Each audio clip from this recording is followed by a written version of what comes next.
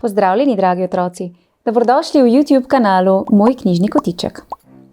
V današnji pravljici bomo spoznali Uško po imenu Uli, ki je iskala nov dom. Prav zanima me, komu se je naselila in komu je povzročala številne preglavice. Predlagam, da se udobno namestimo in prisluhnemo pravljici z naslovom Uš Uli, ki je napisal pisatelj Anton Krings.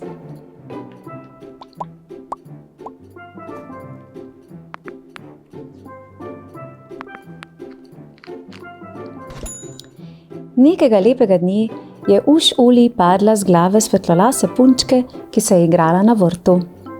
Na vso moč je kobacala, da bi spet dosegla mehko, kodrasto zavetje. Toda punčka je že odšla. Uli je pobrala svoje raztresene reči in tudi dežnik, ki jo je branil pred penečo semilnico in pekočimi šamponi. Potem se je odpravila iskat nov dom, ki bi malo manj poskakoval. Na poti je srečala čmrlja Brundka. Tako je izkoristila priložnost in ga povprašala, če mogoče pozna kakšnega starega psa, na katerem bi lahko stanovala. Brundek je odgovoril, da na vrtu nikoli ni videl ne psa, ne mačke, niti kakšne druge žuželke te vrste. Svetoval je, naj povpraša Adelo. Uli je pokazal njeno hišico. Poleti so čebele malo kdaj doma in tega dne je bila tudi Adela z doma. Šmir, je rekla Uli, kar sama se bo morala znajti. Pozdravljen, Brundek, kakšen lep dan, je rekla Adela. Pozdravljena, je rekel Brundek in jo začudeno pogledal. Sem mislil, da si doma. Zakaj pa? Je Adela radovedno vprašala. Ker te doma nekdo pričakuje, nekdo, ki je grd kot uš. No, lepa reč, je rekla Adela in se zamislila. Če je nekdo grd kot uš, je to zagotovo uš. In uši imajo rade med, je menil Brundek. O ne, pa ne mojega medu, je zavpila Adela in odhitela domov. K sreči ni manjkal niti en lonec. Sredi noči pa je Adelo zbudil sumljiv ropot. Prižgala je svečo in se odplazila iz sobe. Hotela se je prepričati, da uš ni vdrla v njeno omaro z medom. Nikjer ni bilo nikogar, torej se je vrnila v sobo, upihnila svečo in zlezla nazaj v posteljo. V resnici pa je ropot prihajal od zunaj, ker je Uli popravljala zapuščeno bajtico v bližini Adeline hiše.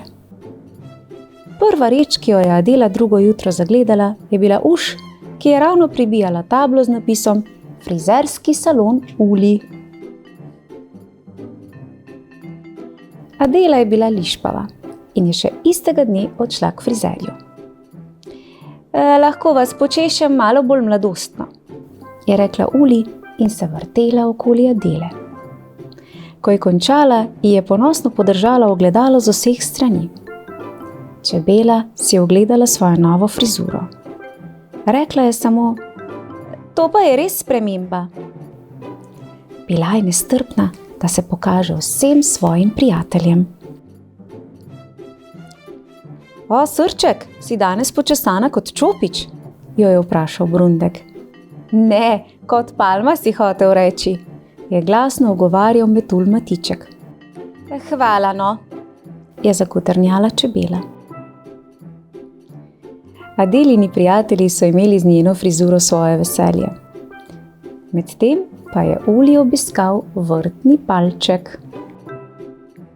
To je bil precej radoveden palček. Sklonil se je, rinil glavo skozi vrata in zavpil. Je kdo doma?